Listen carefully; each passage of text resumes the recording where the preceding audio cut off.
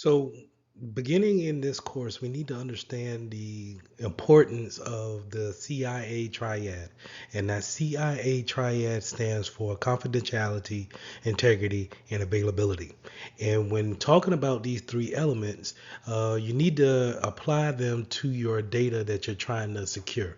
You want to make sure that it's either confidential to where only people can see it who needs to see it.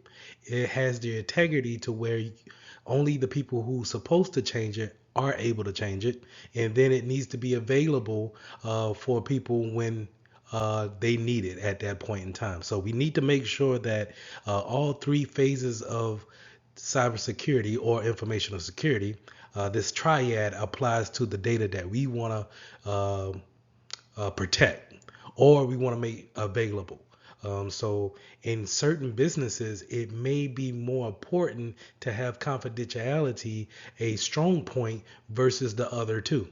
And in other businesses, it may be important to have availability be a strong suit versus the other two.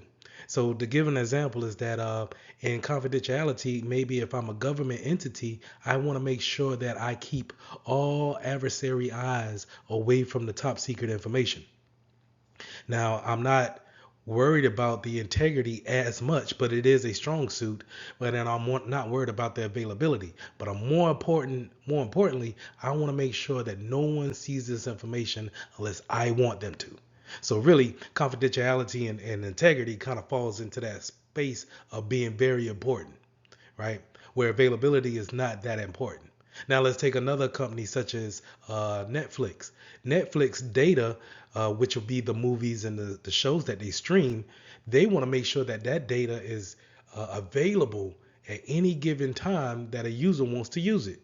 So now that part of the CIA triad is more important to them. It's a strong point to them.